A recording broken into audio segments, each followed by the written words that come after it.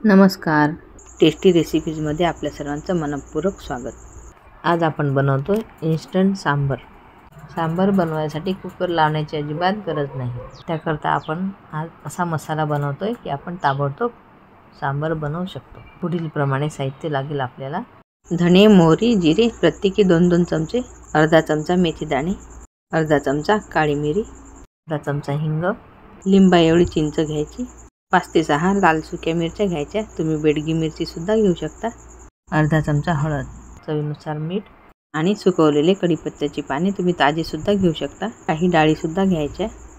1 वाटी तुरीची डाळ, अर्धी वाटी मसूर डाळ, 1 छोटी वाटी तांदूळ आणि 1 छोटी वाटी चणा डाळ. आता इथे आपण उडदाची डाळ सुद्धा घेऊ शकतो. ती साली सगळं घेतली तरी चालेल किंवा साल काढलेली सुद्धा चालेल. ती 1च चमचा घ्यायची कारण मसूर डाळ सुद्धा आहे. आता हे सर्व साहित्य आपल्याला तेल न घालता मंद आचेवर भाजून घ्यायचं आहे. हे आता भाजून झालेले आहेत. आता घालायची चिंच, ती सुद्धा थोडी भाजून घ्यायची. सोबतच हिंग आणि हळद घालायची. आता 2 चमचे मीठ घालून थोडं परतून घ्यायचं. गॅस बंद आहे. आता आपलं पॅन गरम असल्यामुळे त्यावरच थोडं फिरवून घ्यायचं. आता थंड करायला ठेवायचं. तोपर्यंत आपल्या डाळीसुद्धा आपण भाजून घेऊ. मसाले भाजून झालेले आहेत. त्याचा सुगंधसुद्धा खूप दरवळत आहे. कडीलिंबाची पाने सुकलेली असल्यामुळे पटकन कुरकुरीत झालेली आहेत. आता हे सर्व मसाले काढून आपण थंड होईस्तोवर डाळी भाजून घेऊ. सर्व डाळी आपण पॅनमध्ये घालून भाजायला ठेवलेल्या आहेत. ह्यासुद्धा तेल न घालता भाजून घ्यायच्या आहेत. अगदी खमंग भाजायच्या, फक्त रंग बदलायला नको. आता सर्व साहित्य भाजून झालेलं आहे. थंड झाल्यानंतर आपल्याला हे मिक्सरला फिरून बारीक करायचं. अशा प्रकारे थंड झालेलं सर्व साहित्य आपण बारीक केलेलं आहे. आता एका कढईमध्ये आपण तेल घ्यायचं. त्यामध्ये मोहरी आणि 4-5 मिरच्या घालायच्या, कढीपत्ता घालायचा भरपूर, थोडा हिंग घालायचा आणि त्यावर 1 चमचा काश्मीरी लाल मिरची पावडर घालायची आणि तयार केलेला सांबर मसाला घालायचा. अगदी बारीक तयार झालेला आहे. हवं तर आपण गाळणीने गाळून सुद्धा घेऊ शकतो. आता छान खमंग परतून घ्यायचा. अशा प्रकारे हा झाला आपला इन्स्टंट सांबर मसाला. आता ह्या मसाल्यापासून आपण सांबर बनवायला घेऊ. त्यासाठी इथे आपण सर्व भाज्या चिरून घेतलेल्या आहेत. कांदा, दुधी भोपळा, गाजर, बारीक चिरून घेतलेली मिरची, टोमॅटो आणि फुलकोबी. सर्व भाज्या आपल्या आवडीनुसार कमी जास्त करू शकता. यामध्ये शेवग्याच्या शेंगासुद्धा घ्यायच्या.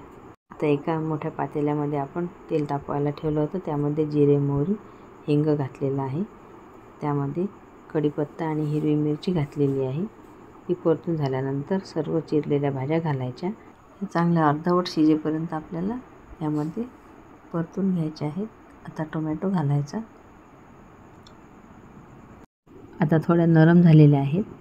आता जो तयार केलेला मसाला होता आपला, त्यामध्ये 2 ते 3 चमचे घालून घ्यायचा. आपल्याकडे किती व्यक्तींसाठी आपल्याला सांबर बनवायचं आहे त्या अंदाजाने आपल्याला हा मसाला घालायचा आहे.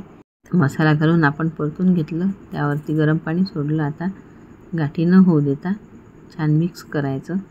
आपल्याला किती व्यक्तींसाठी सांबर बनवायचं त्या अंदाजाने आपल्याला पाणी घालायचं आहे. पाणी आपल्याला कोमटच घालायचं आहे. त्यामुळे आपल्या सांबारला लवकर उकळी येईल. आता चवीनुसार मीठ घालायचं. आपण आधी मसाल्यात सुद्धा मीठ घेतलं होतं, त्या अंदाजानेच घालायचं. आता छान उकळी आलेली आहे. आता त्यावर आपल्याला बनवायचा आहे तडका. एका पॅनमध्ये आपण तेल गरम केलेलं आहे. त्यामध्ये भरपूर अशी मोहरी, कढीपत्ता, हिंग आणि कोथिंबीर घातलेली आहे. आता गरमागरम तडका आपल्या सांबारमध्ये घालून घ्यायचा आणि छान एकत्र करायचा. अशा प्रकारे आपलं इन्स्टंट सांबर इन्स्टंट मसाल्यामुळे तयार झालेला आहे.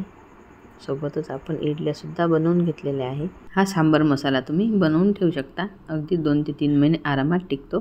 अशा प्रकारे तुम्ही सुद्धा बनवून बघा आणि आस्वाद घ्या. आवडल्यास लाईक करायला विसरू नका आणि जाताना सबस्क्राईब देखील करा. रेसिपी बघितल्याबद्दल धन्यवाद. पुन्हा भेटू अशाच नवीन रेसिपीसोबत. तोपर्यंत नमस्कार.